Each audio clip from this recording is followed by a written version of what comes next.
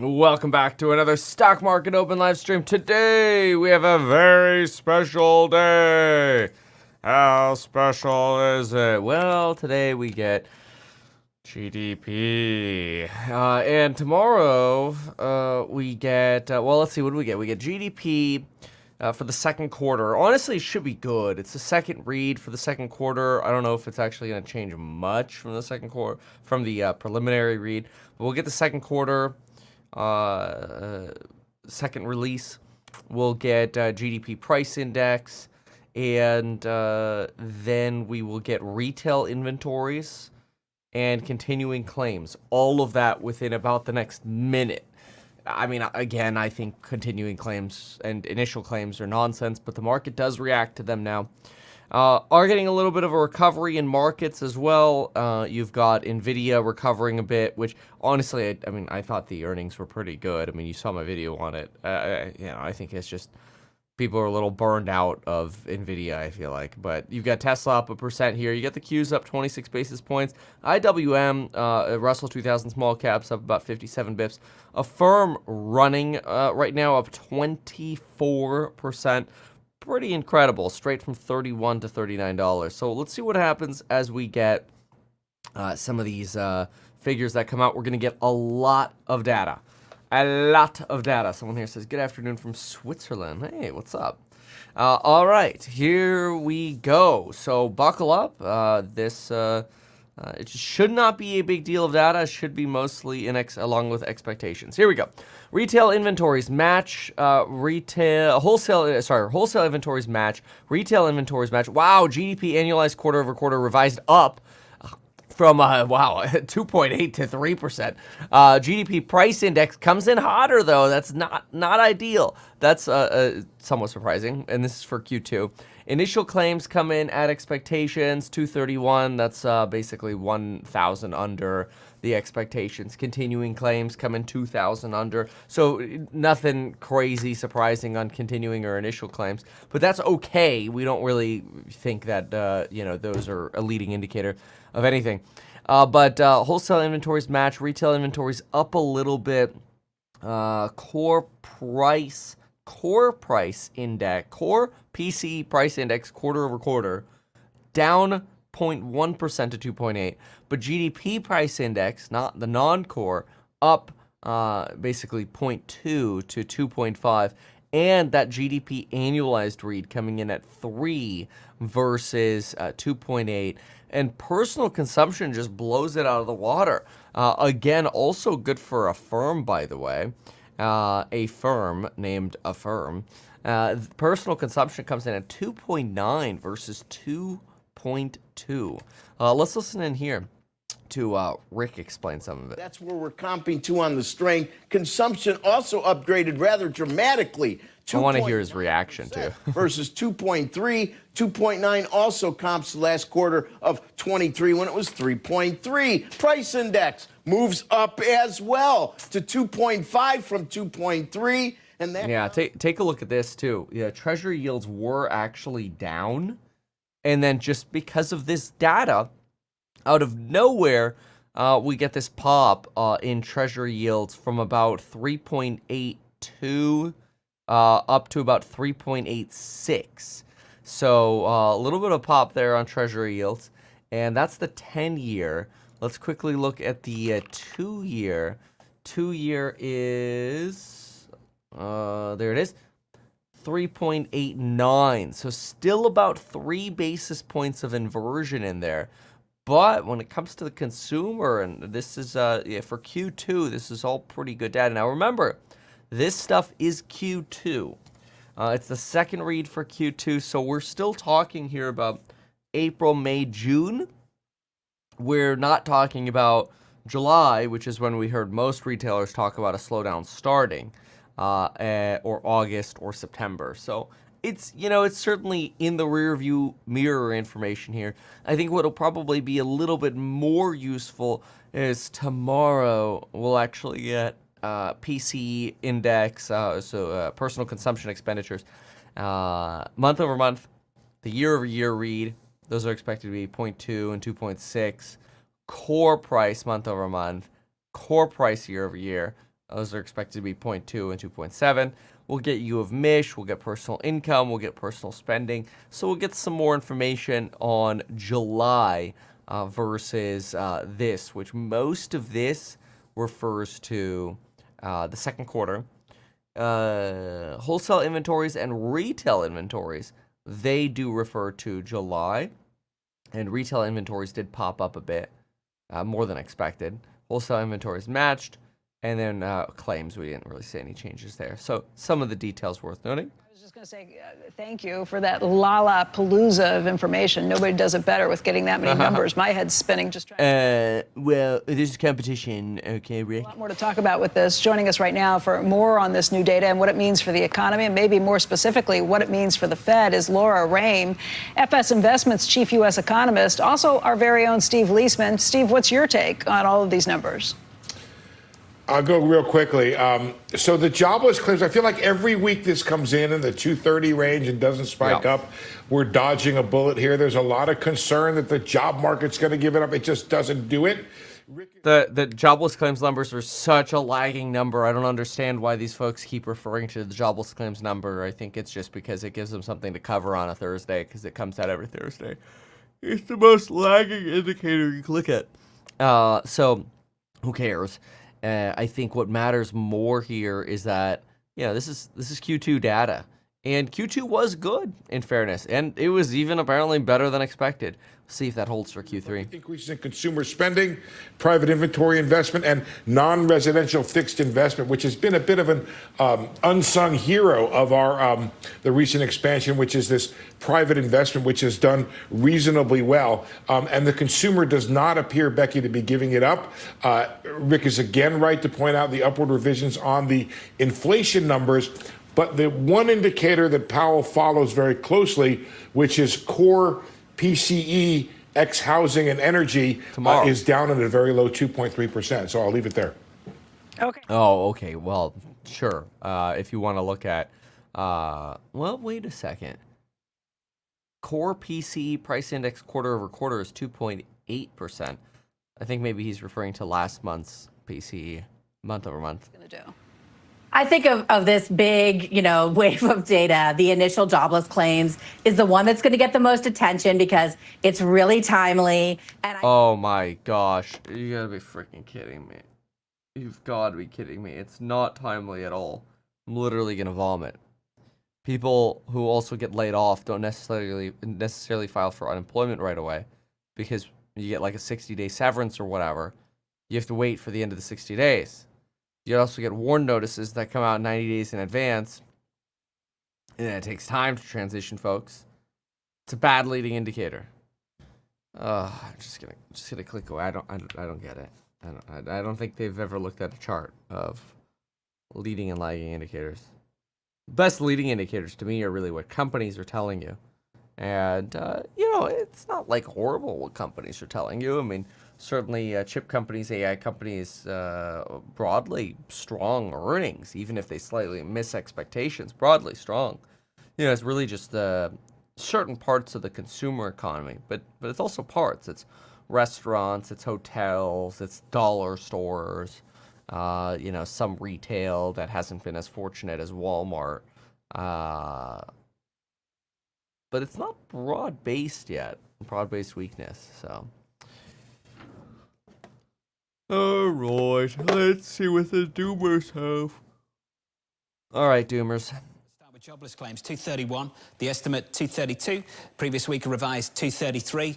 Jobless claims are contained. Equities off to the races again, up by 0.8%. On a Russell, the small caps outperform. On the S&P, up 1/3 of 1%. In the bond market, 2-year, 10-year, 30-year, yields creeping a little bit higher following that economic data across the curve. On a 2-year at the moment, 387.53, up a single basis point. The 10-year is actually falling. Like it was up a chunk more, and it's starting to rotate back down.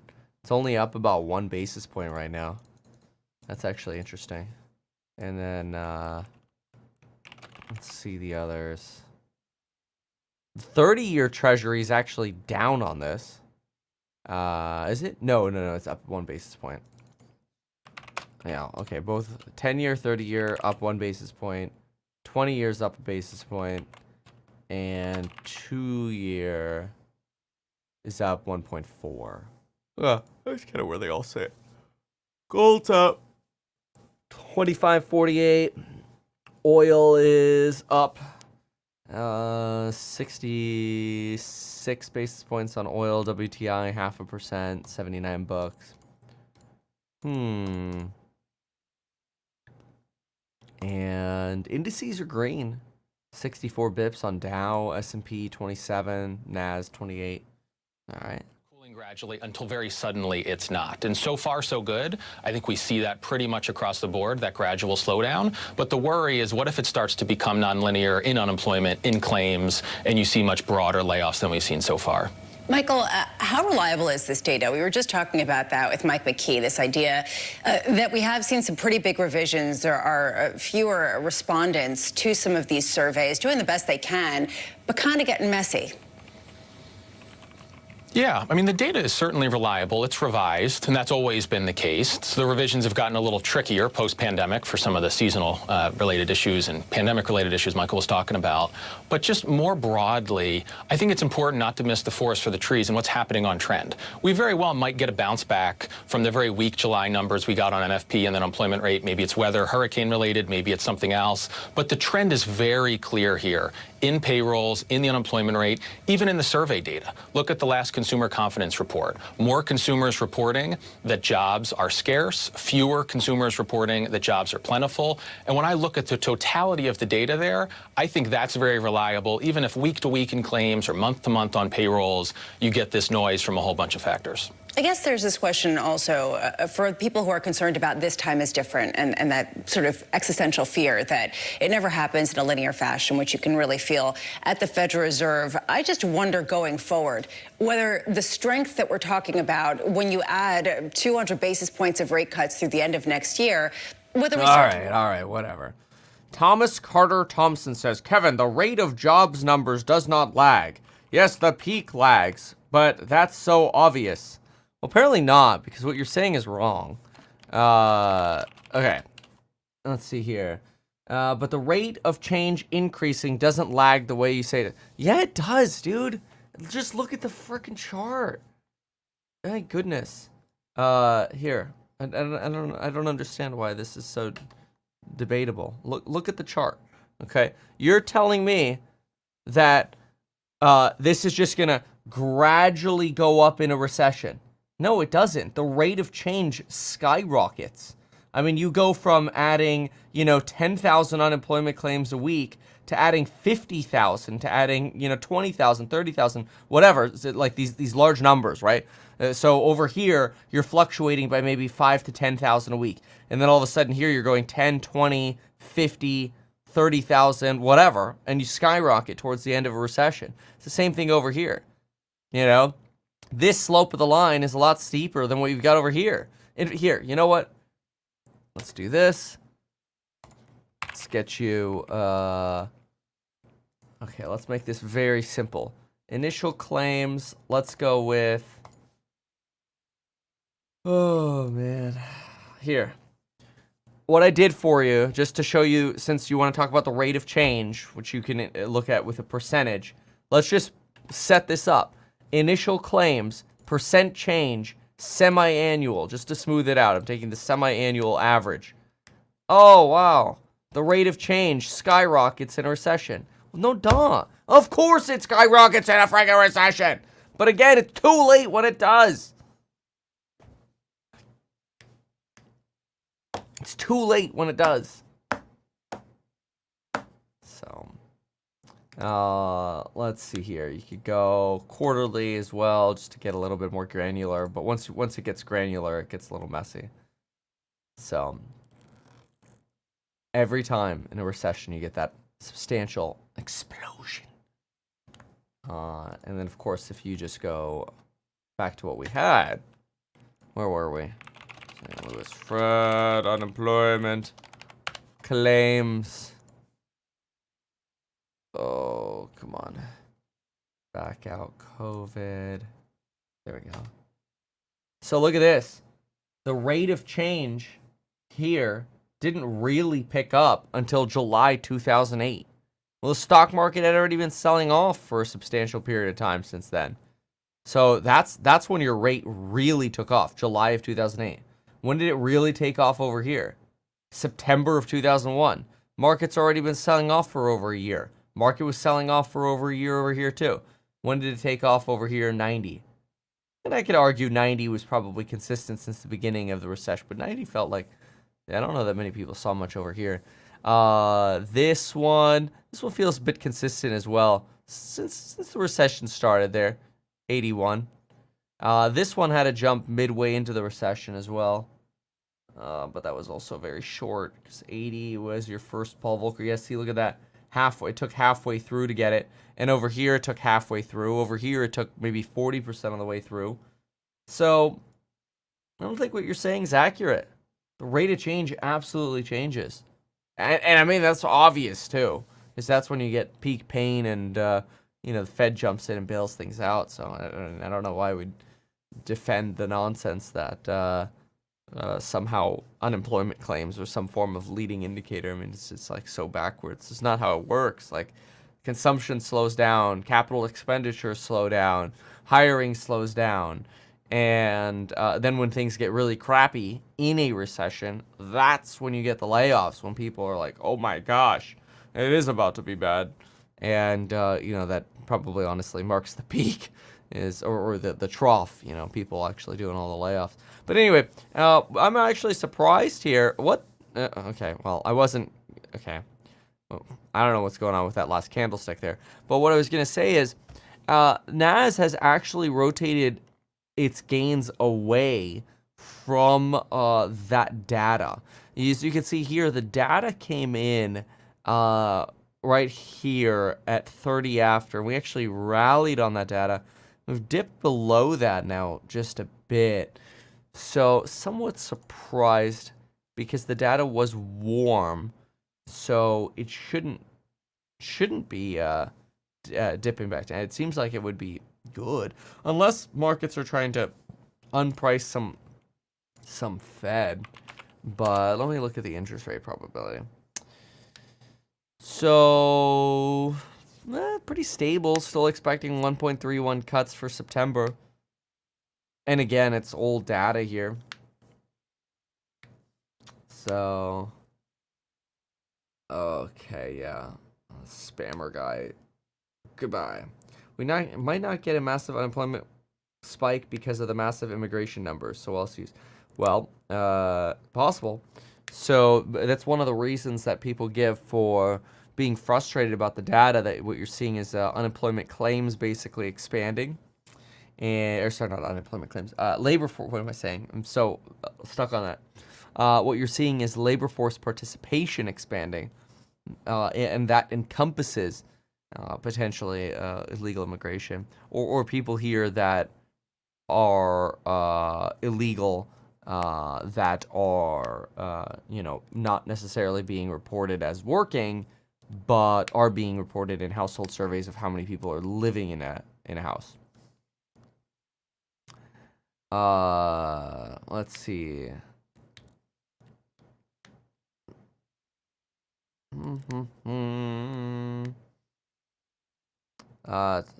Chandler Sampson here says the data is very lagging to the other guy, Thomas. That's why most recessions aren't called until after the recession or near the end. That is true. That is true.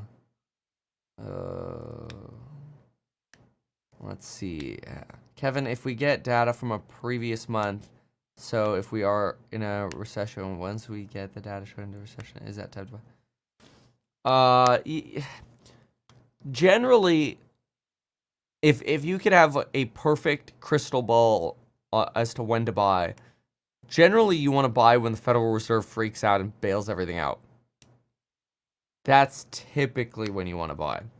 Not until that happens. Not until a Fed panic happens. But anyway, let's take a look at. Let's see here. Let's get a little more data. So it looks like Best Buy did well and Dollar General did poorly.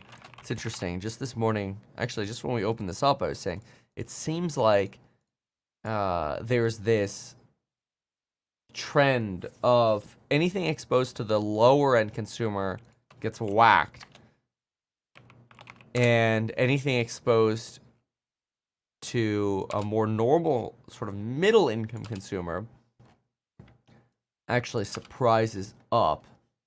That seems to be a little bit of what we're seeing right now.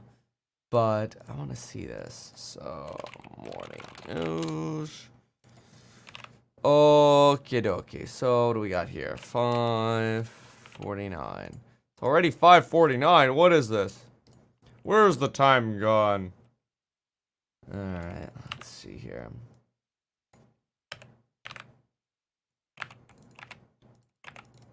Alright. So, Dollar General. Hold on, it's being a little funky. There we go. Individual news. Alright, Dollar General. Ooh.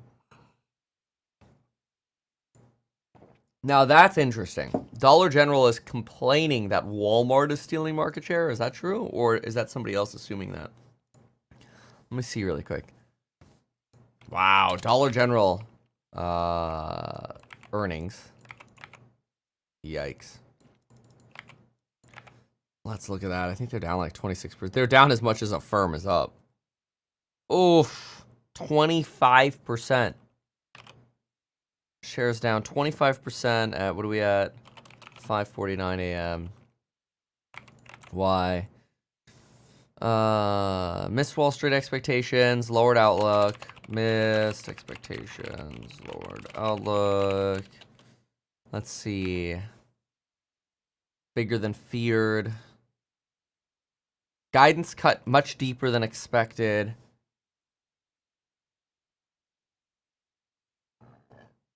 Back to basics plan is not resonating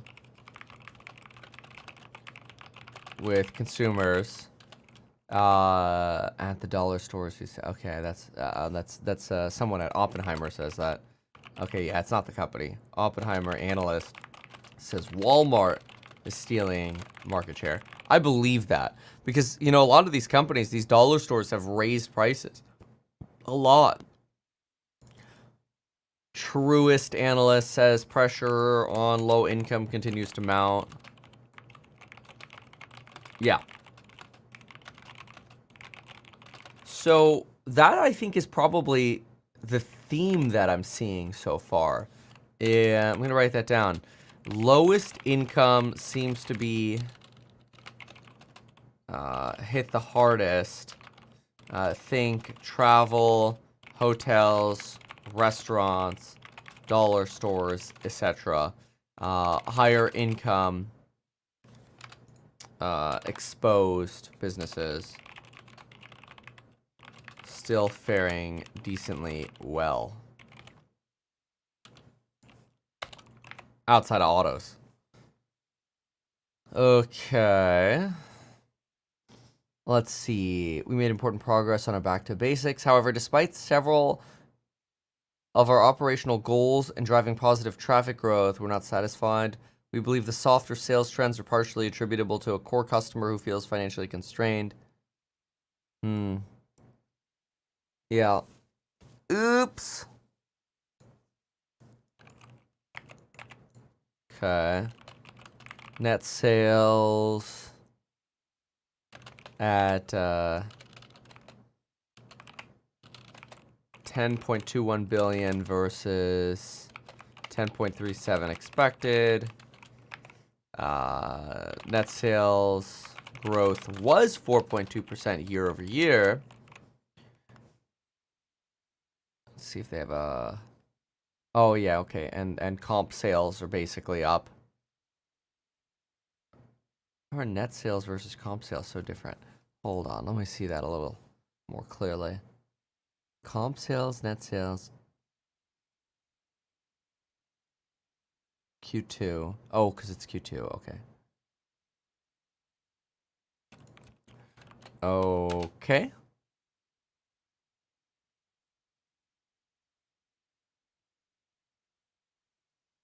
Oh, there it is. The guide. Okay, that's what I was wondering. Fiscal year guide for comp sales comes in at 1.3% to the upside versus 2.35% expected. Yeah, that's a big hit there. Okay, what about Best Buy though? Because Best Buy is doing well. So that's Dollar General. And then Best Buy, they're up 14%. Holy smokes. Oh, look at that. They gapped up on the last earnings too. Wow. Anyway, so Best Buy.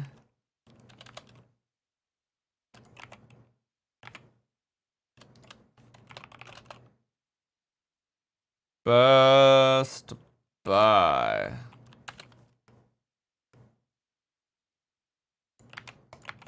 All right. Best Buy gross margin matches. What do we have here? I want to see fiscal year. Fiscal year revenue. That missed. Fiscal year rev missed at 41.6 billion versus the expectation, which was 41.95 billion. So small miss.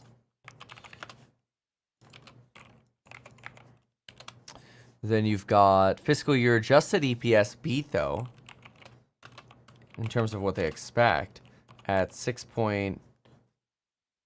Oh, why do they give me such hard numbers? 25, 12, 5, 6.225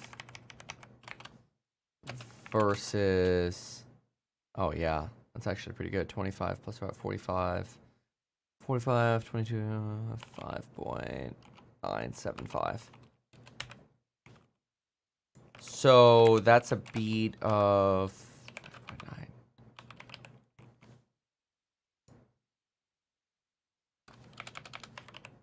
4.1%. Nice. Comp sales still expected to be negative. That's interesting. I guess they were already forecasting that though. But still seeing negative comp sales. Fiscal year comp sales at expected to be negative 2.25%. Estimate was 1.78%. Kind of interesting because it's a little bit of a mixed bag there. Oh, $500 million on share buyback? Okay. 500 million share buyback. So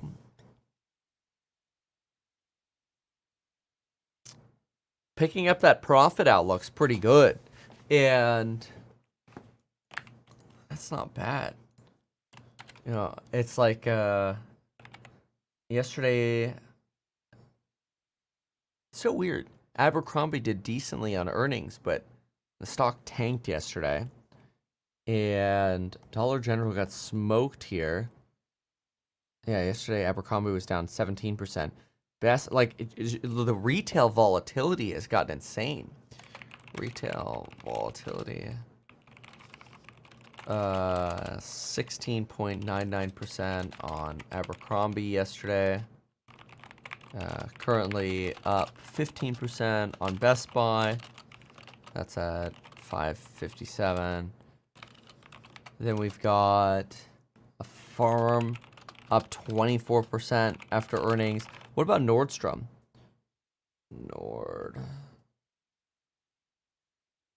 Nordstrom. Oh, Nordstrom was actually up 4% yesterday, but they were down there in pre-market for a while. Oh, they ran up, bled out, ran up again. Huh. Interesting. Very volatile. Interesting. All right, so Qs are at stable, 24 basis points here. Okay, so that's Best Buy. Let me see what else we had. Okay, Best Buy, Dollar General, American Eagle, Birkenstock. Yeah. People still buy Birkenstocks?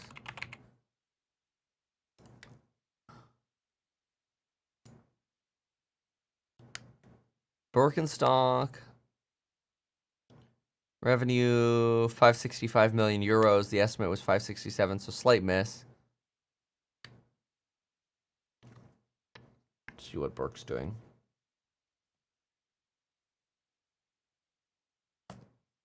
%7. The fad has sailed, someone says.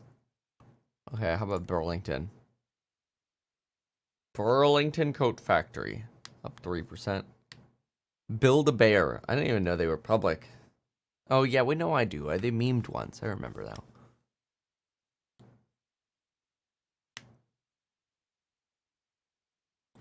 $1-800-Flowers. They still exist? Yeah.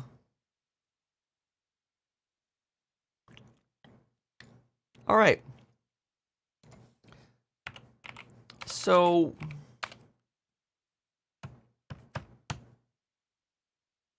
I mean, none of this data seems bad.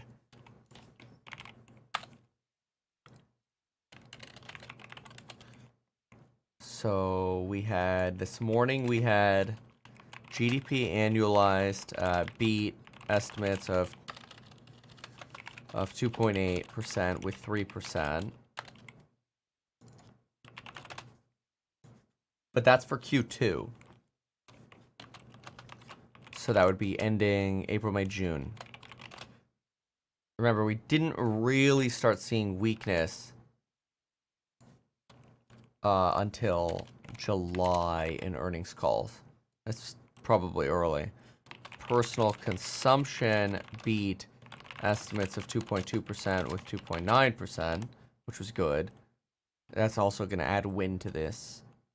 GDP price index, 2.5%. Versus, let's see, beat estimates of 2.3% with 2.5%, and GDP core prices, core price index,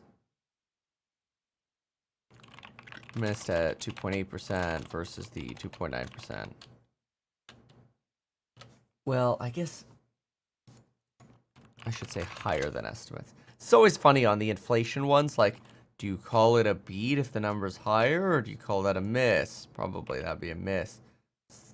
Sentiment-wise, negative, but yeah. Core price index, that we saw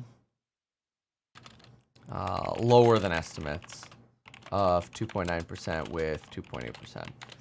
Then we had initial claims, which again, you know how I feel about those.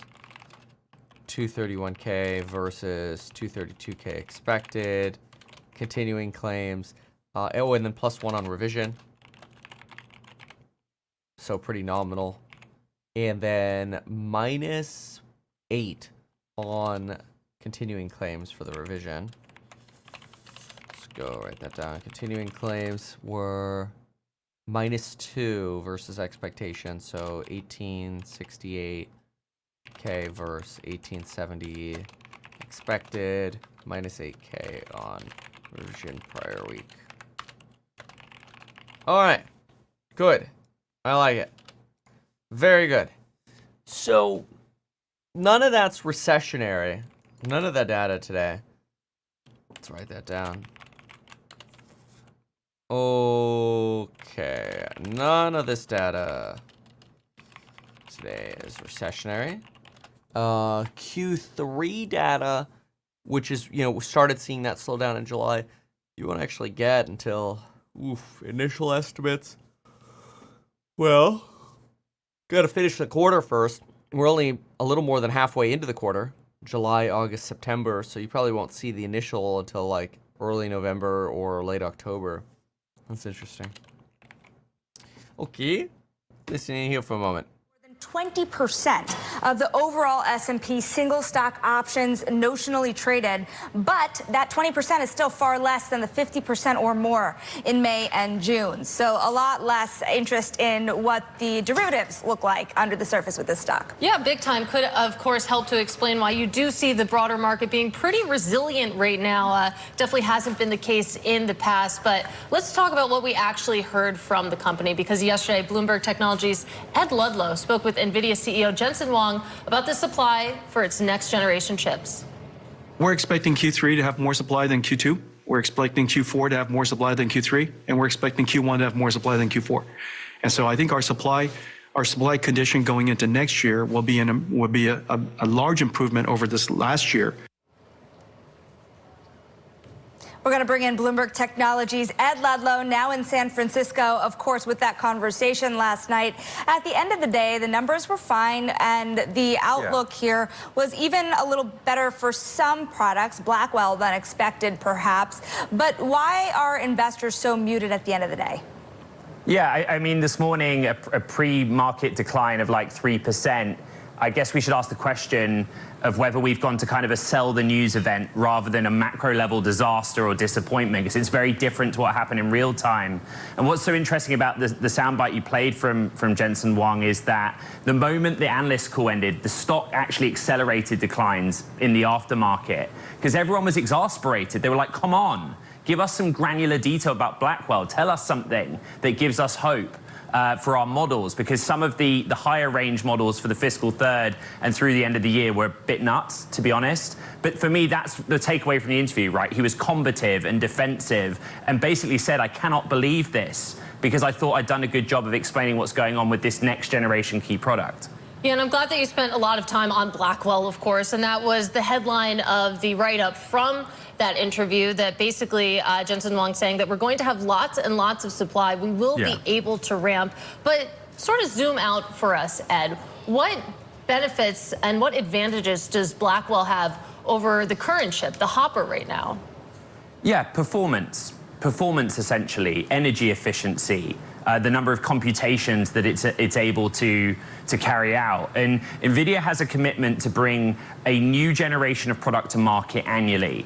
And actually, what's interesting for NVIDIA is it's very hard for the street to understand how companies can onboard that generation annually. So there's a whole huge body of data center infrastructure that's built on the H100. H200 is ramped and is going out, and Blackwell will start ramping in the fiscal fourth quarter.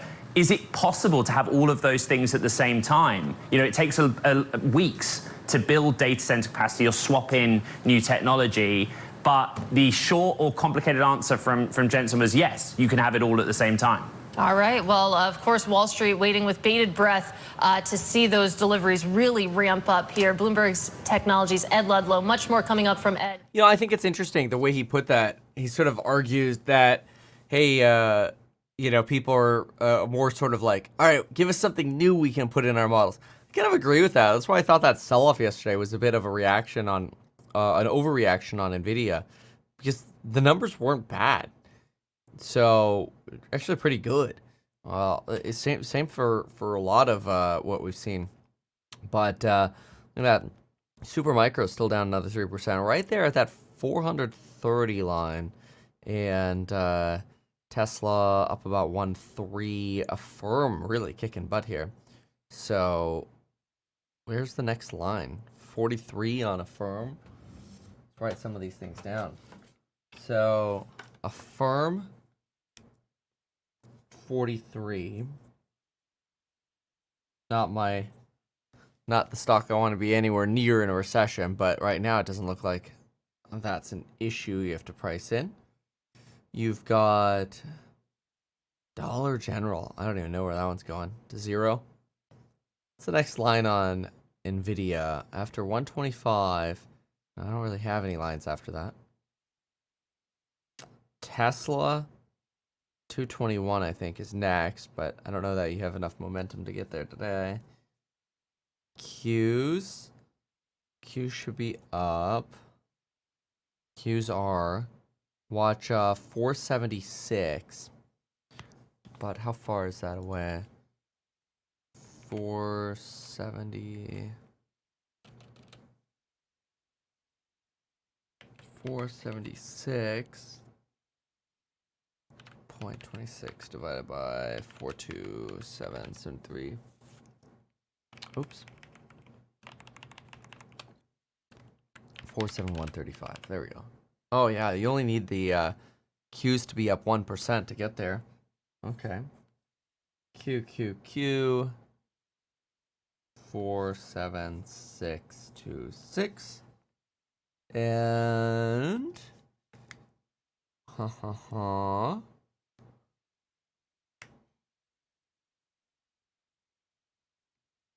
Okta. Wow, Okta still dropped even more. Oh, Salesforce ended up ticking up a little bit. Right there at the 272 number. Apple, nice on that consumer. 230. Really good. Okay. Let's give CNBC a shot.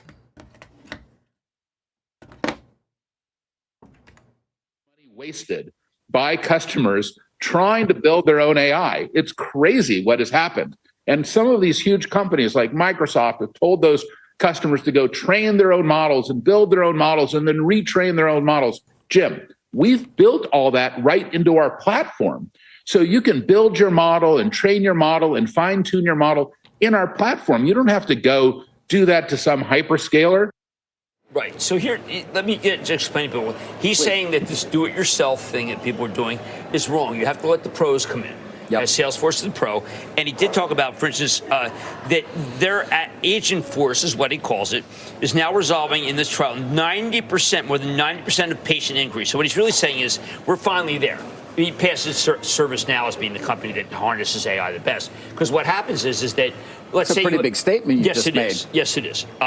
Wiley, the textbook company, they have a big spike in August, September, because of school. Sure. So typically they hire like a huge number of people. And then they got to train them. Then they got to figure out whether to lay them off or keep them. That 90% of the inquiries for the textbook are solved by the bot. You don't know the bot. The bot is smarter than so they don't need to hire those people anymore. It's generative. So you finally are in a situation where why use Microsoft Copilot? Why use Microsoft? Why give the order to Microsoft? Give it to Mark. He will solve the problems. And that was major. It was the first time I heard your gross margins are going to go up if you hire us. Right. Typically, people say, "Oh, Salesforce so expensive." Speaking of gross margins up. Speaking of gross margins at Salesforce, of course, I can remember when the big battle was. Oh, did you say they're up 200 bips? Between the activists and Mark, and obviously he committed to gross margins, and they have been moving up. Right. So he had two parts to say on the call. One is that he satisfied everything that the activists wanted and more, and he feels really great about that. And the numbers did accelerate from the previous quarter. But the second is that he can for a hospital insurance, for a hotel insurance, bookings insurance, for what I would regard for textbooks, but also for lots of other companies. What he's done is say, okay, listen, we now have it. We now have, he's looking for Walgreens to get, Walgreens a little challenge financially, we haven't talked about that. But Walgreens, CVS, we talked about Walgreens yesterday. But you have to understand that the use cases, you can have so much gross margin gain. So what did he have to say about that comments from Klarna, that private company that we highlighted yesterday? That I thought was very interesting, Klarna. Let me I'm just going to quote him. Okay, let's take a listen. My colleague David Faber, who appreciates your work greatly, was talking about Klarna, which is a very good company. I've worked with them. I love David, by the way. Who doesn't? Bell loves him, but that happens to be his mother. And we were talking about Klarna, and he mentioned, you know what, Klarna's now cutting off Salesforce. They don't need Salesforce. They're trying to figure out exactly what to do with AI. To me, that seemed like... I'd like to know more. Let's put it that way, because what to do with AI may mean using Salesforce to do better with it. Well, I think what customers are doing is transforming, changing how they use information technology. That's a great story. In fact, you probably saw on LinkedIn, Jim, that Klarna just posted how they're using Slack to deliver a whole operating system to run their company in a whole new way, using our new artificial intelligence capability that is manifested through Slack. Well, okay, so other than the fact that you guys... It's a lot of love. But goes both ways, yeah. But I went to Mark and I said, listen, I need answers on Klarna. Yeah. And then he came back and said, look, they use Slack. Something 80% of Fortune 100 uses Slack. Now, I think that Slack has become something that a lot of people felt was an albatross that's now pretty popular. But what I like about this call is again, I think that we have had a series of people talk about how you have to have AI, and then suddenly we have a person who has a way to be able to use AI that will help the company and save you a huge amount of money, versus that he's very disappointed with the huge amount of money that is wasted hiring Microsoft. Okay. People, it's really interesting. Microsoft has been taking a little heat, and CrowdStrike, but well, that's a separate story. Yeah, that is definitely a Jim, separate I do want to come back to something I talk about occasionally. It doesn't seem to be something that is forefront for. Slack was acquired by Salesforce in December 2020 for $27 billion. That's crazy. Really popular, what's it called? A chat app, obviously. Huh. And in August 2024, that's just recently, Slack and Box announced an expanded partnership that introduced secure AI capabilities to enterprise management. Box and Slack expand partnership. I want to see that. What is this?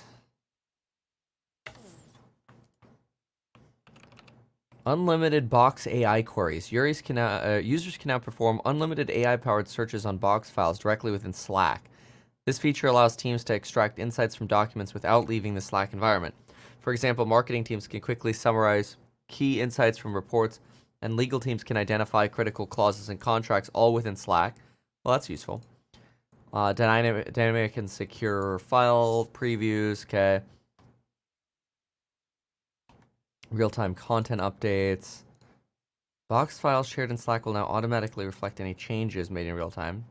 I don't know, some of this isn't really AI. These are just normal things, I think. No-code workflow automation to allow users to manage business, whatever. Improved authorization, contact management. That's fine. AI-powered insights, like summaries. Okay, cool. Yeah, great. More summaries. Oh, yeah, you know, I think if you run a customer service business, AI is freaking fantastic. Excellent. BTC, by the way, almost back. Look at this, to 60,700. Almost there. You know, go back to what we had just like 36 hours ago, and you had this sort of sudden sell-off down actually twice here in a row over the last few days here. Sudden sell-off at the end of the day on the 27th, and then midday on the 28th. And you've recovered nicely here. Very nice, very nice. All right, what else? What else, my friends? Did we already talk about the Labor Day sale? Oh, you know about it. All right, meetkevin.com. So, Qs are up 27, S&P 26, Dow's up 66. Everything's pretty green. 10 years up 3.2 basis points on that warmer data this morning. And the 2 years up a little less than that, actually. Oh, that's interesting. Ooh, getting closer to uninversion again. Oh, wow. Yeah, you're now less than 2 basis points away from uninversion. Ooh. Interesting. So, buckle up for that. PCE data tomorrow. That'll swing some of these yields as well. If we get a hot PCE, could come in. Yields could pop up. If we get a weak PCE yields could drop. I think they'll be a lot more impactful than the data we have today, but we shall see. Okay. Let's see what else. What is this? This says stocks are confident of a soft landing. Much more so than the rates market. In fact, we can attempt to quantify how much more confident using a method based on historical performance of the S&P 500 through previous hard and soft landings. The stock market looks more likely to be correct, with a recession less probable than not over the next 3 to 6 months. Interesting, they're going with 3 to 6 months. 3 months would put us at September, October, November. 6 months would put us at February. Yeah. Kind of been thinking Q1. Because if you have a Q1 recession, theoretically, that could be March, would still be out of that 3 to 6 month window, since that's 7 months away. Anyway, both stocks and bonds can't be right, which indicates stocks should sell off more than bonds if there's a recession. Yes. Otherwise, with no definitive proof that there won't be a recession, the bond market can continue to try to price one in. Meaning the status quo will persist of bonds outperforming stocks. That's interesting. Yeah, because the bond market pricing in a recession means yields fall, prices for bonds go up. The stock market not pricing in a recession means you're potentially toppy, unless, of course, you could get to all-time new highs, which maybe you can. Where do we sit right now? So, Qs, almost made it back to the 493 level. Although I should really move these fib levels up, but I don't really want to do that right now. Let's see. Techs, extreme multiples continue to obscure the S&P 500 index's value. Okay. Mixed morning U.S. data. I mean, I don't think it was too mixed. I think it was actually pretty good. Okay. Where are we on the... Let's pull up the 210 yield curve. Should be like 2 basis points. So close to uninversion. Yeah. 1.89 basis points away. That's crazy. The thing that's interesting about the inversion is it can bob around 0 for a while. It's usually recessionary when you get these sudden spikes up. Like you go from like 0 to like 0.5. You know, because you just see yields tank. More so on the short term. But the long term tends to follow. We shall see. All right. Birkenstock down about 8%. Qs are up 41 now. Basis points. Best Buy still holding on to 15. Tesla 1.5. Affirm 24. IWM's almost up 1%. 80. RKT, TLT, Apple. Well, there's watch BTC there. All right. So what else? Amazon 172. Zoom out on that a little bit. Yeah, it's interesting. You lost that 201. You just had a hard time coming back to it. Even after that dip down to like the 150s, it's like you're kind of still getting stuck in the mud over there, huh?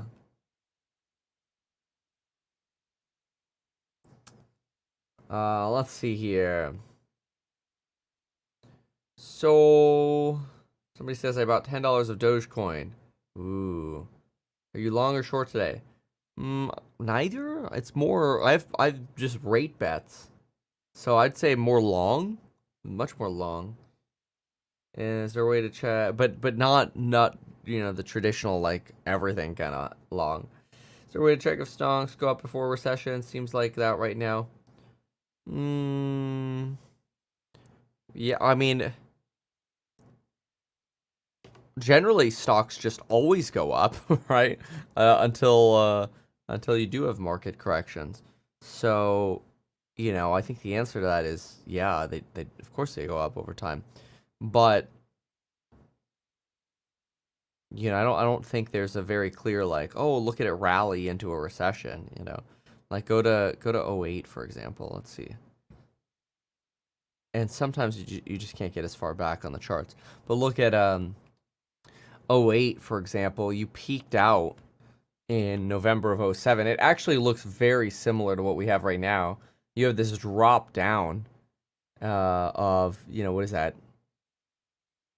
Let's see, 10, 20, oops, 20, actually, there's quite a bit of a drop there. You got down to 38-ish from 48. 38 divided by 48. You were down about 20%, so you had a little bit of a 20% correction. Then you rallied back up, couldn't quite make it to all-time highs. And, you know, you sort of bled until about February, March of 09. A substantial decline. And it was rapid, too.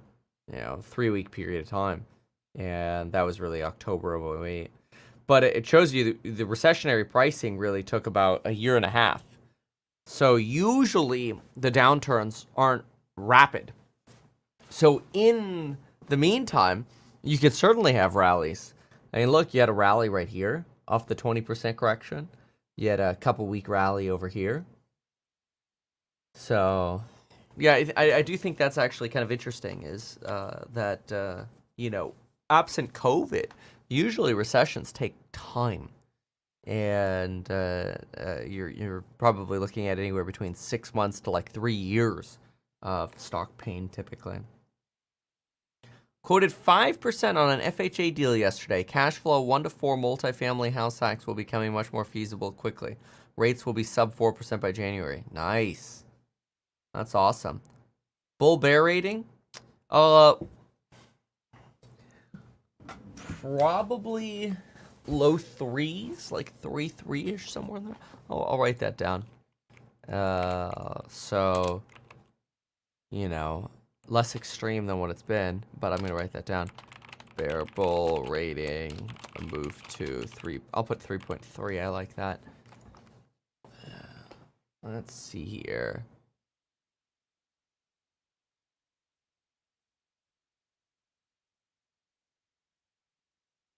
Somebody says, seems crazy not to be invested in a market with rate cuts on the horizon. Well, so the problem with that is that if everybody thinks everybody's going to buy stocks because rate cuts are coming, then people betting on rate cuts coming have already entered the stock market. So then when you have rate cuts come and then you have some bad news that potentially rattles the market or a black swan or whatever, like a Japan carry trade or whatever it is, who knows what it is, you don't have buyers anymore or you've run out of buyers. So I generally don't love the consensus view of, oh, well, rate cuts are coming in September. Everything's going to go to the moon after the first rate cut. That's kind of what it feels like the market's doing right now. I don't buy that. I don't buy that. So let's see here. Can payments on a 30-year fixed rate mortgage go up? Only based on your property taxes going up and insurance premiums going up, but not your principal and interest. That's the nature of a 30-year fixed loan. Ed Edwards. Love the post on Tesla. Oh, thank you. What is this? What about Home Brands underwear? HPI bottom in January. Workforce needs underwear. So much competition for underwear now. Will you cover the Kamala interview? Yeah, that's supposed to release at 6 p.m. California time and 9 p.m. Eastern. Hopefully. I have to leave very soon. So I don't even think we'll have time for a course live today. Unfortunately. But that's some good house hack progress. All right, what else?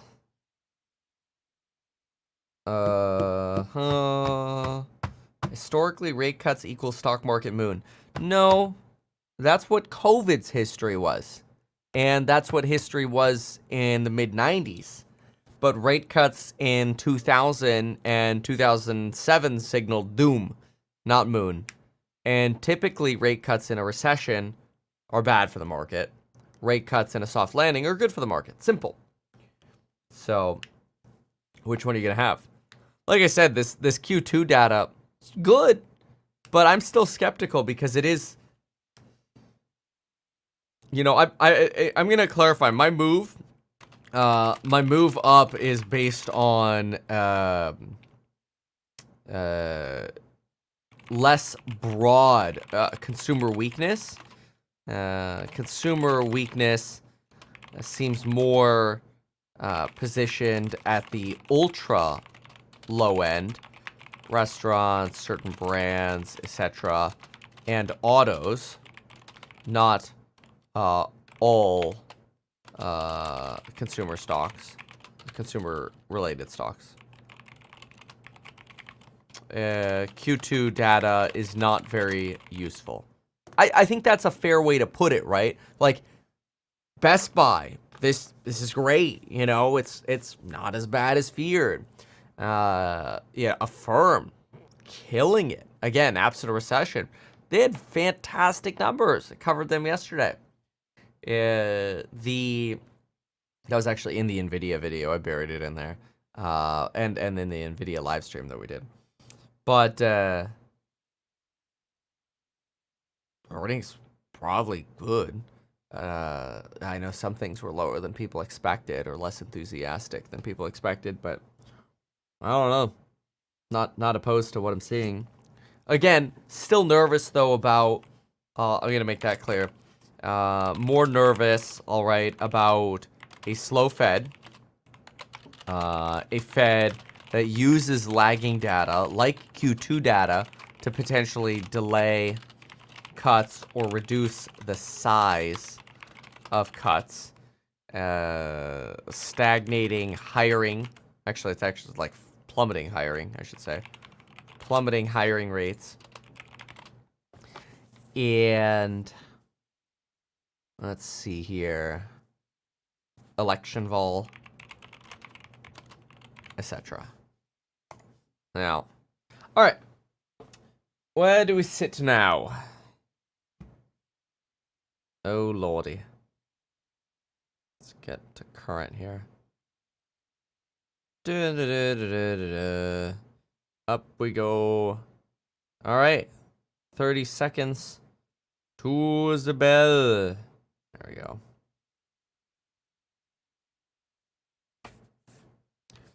Are we gonna get the moon today? House. All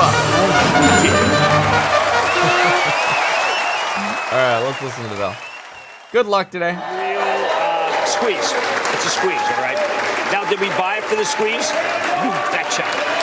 Great. All right, you're going to get the opening bell, of course, and very soon after, we're going to check some of the biggest movers, including NVIDIA, which we've been talking about so much. But here at the big board, Metropolitan Commercial Bank is celebrating its 25th anniversary at the NASDAQ Internet Service Provider, Cogent Communications. Apple? I'll go anywhere you want, Jim. You want to start with Apple? Apple is a very big company, obviously. There's a great Morgan Stanley piece today called It's Glow Time, which is actually what they call the event. It starts, it's 1 p.m. Eastern, 10 a.m. Eastern, Pacific. They should have said that on Monday. Okay, Tesla's rocketing a little bit. NVIDIA's dropping a little bit. And yeah, look at that. Tesla Go 210. You've got Affirm bobbing around. IWM's bobbing around at 74. Rocket Mortgage up. Salesforce up 4.5%. Okta drops like a rock, 15%. Apple, it's up about 1.3. Red candling a little bit. Red candling a little bit on Amazon. A little bit of bearishness on BTC. Abercrombie's trying to bounce back. Best Buy's up like 16. QZ doozies. Trying to go up. It's trying to go up. And Tesla's up like 2.3 here. NVIDIA still red candling. CrowdStrike up 3.6. This broadly looks good. Palantir's up a little bit. Snowflake's up a little bit. A lot of green, honestly. It's pretty good. Walmart down a schmidge. It's not much. Dollar Store pain somehow transferring over. Oh, wow. Nice green there on the Qs. And, ooh, Tesla. Look at that Tesla run. Nice. Let's listen in here for a moment. As well about suppliers and his channel checks. He was. He had a pink jacket on. I do couldn't wonder, though, there is this alternate view amongst, I think, a small group, but nonetheless, who say, hey, you know what? As things move to the device, as AI computing moves to the device in a way, will you need apps at all anymore? And therefore, is Apple going to lose control of its ecosystem to some extent? Well, I think that there's that on the enterprise, yes, but Apple's not an enterprise player. Apple's And consumer. so You're fine. for the individual, it's Yeah, still going to absolutely be fine. about going or yes, about. absolutely. I just think. Without a doubt, I'm all in on that because it's just not an enterprise software. I wish it were more enterprise software. You get a higher multiple still, Right. But Apple's fine, and the new product. The fact is, it does trade on. I love Apple. Doesn't trade on watch. It doesn't trade on iPad. It just trades on that. But now it's beginning to trade. Now it's at the 100 billion service revenue. Tesla's trying to get to 3%. A little bigger than a bread box. I remember one time he said it's larger than everything. I said it's not larger than Northwestern Life. He said, "Are you really going over the Fortune 500 trying to pin us down?" It's amazing. I said, "Of course, I'm picking you." And by the way, as we pointed out many times, they've got a margin there. It's recurring revenue. Oh my! And it's a large number, and so you pay a higher multiple for that recurring. There's only one thing that can stop Service Apple revenue. from going to 250. Tell me. Jonathan Cantor, Assistant Attorney General for Antitrust, who has it in for anybody who's big. Remember, they're Q's like straight up here, by the way. You're at like 71 bips right now. It's not even slowing down. Best Buy slowed down.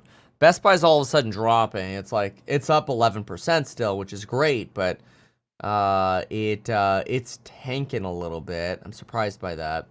And Tesla's slowing down at about that 2.7 level, trying to get to 3. Nvidia's recovering, and let's see here. Affirm's up like 27%. That's crazy.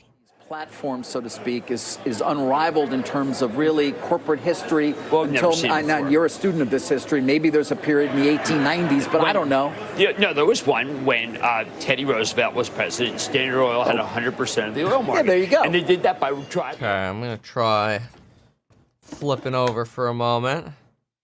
Let's listen in here.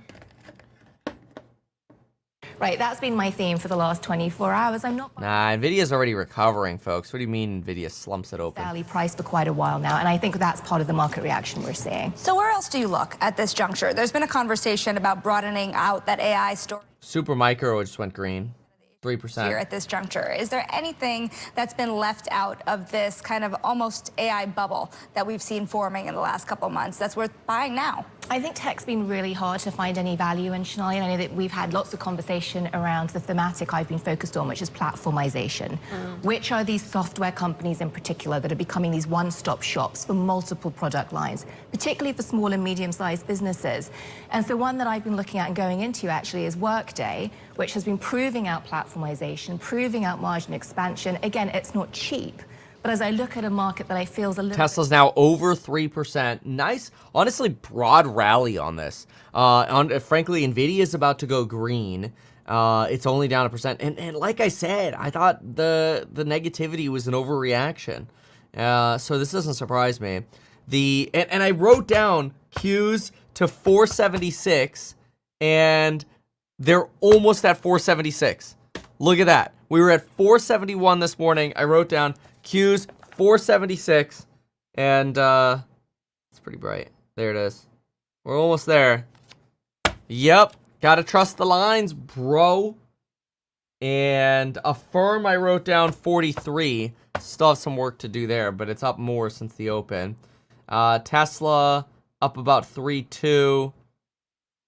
Honestly, pretty broad, pretty good day here. Apple rallying. I mean, not bad data. Certainly not recessionary data for Q2. This is, Nvidia earnings, frankly, are good. It's pretty good. Gotta give it all credit. So, not bad at all. Okay, let's see if we should be able to honestly hit that 476 line on the Qs. So, I think just a little bit of patience and that'll be fine. And look at Tesla, though. I mean, I was looking at 221 as the target for it, but I didn't think we were going to be able to get there today. But 205 certainly seemed like something we could bounce off of. And Supermicro, yeah, it's still popping up a little bit. Good day. Now, Enphase actually surprisingly down a little bit. And Q's getting stuck a wee bit there. All right, so let's see one more thing. We've got 10-year Treasury is up at 4.87. That's the 10-year. 2-year is up at 10 years up at 3.87, 2 years up at basically 3.9. So still about 3 basis points inverted. Yeah. So very well. It's very good. So we'll see what happens with the data. I have to go do some house hack work. So unfortunately, that means I got to leave really early today.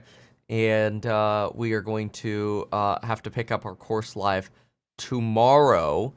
And I'm going to go ahead and push L button. Remember, we got our Labor Day sale going on. You're welcome to check that out. And here's the button. Good luck today. Even though I'm a licensed financial advisor, real estate broker, and becoming a stockbroker, this video is neither personalized financial advice nor real estate advice for you. It is not tax, legal, or otherwise personalized advice tailored to you. This video provides generalized perspective, information, and commentary. Any third-party content I show should not be deemed endorsed by me. This video is not and shall never be deemed reasonably sufficient information for the purpose of evaluating a security or investment decision. Any links or promoted products are either paid affiliations or products or services which we may benefit from. I personally operate and actively manage ETF and hold long positions in various securities, potentially including those mentioned in this video. However, I have no relationship to any issuers other than HouseHack, nor am I presently acting as a market maker. All right, folks, well, I'll see you in the next one. Thanks so much for being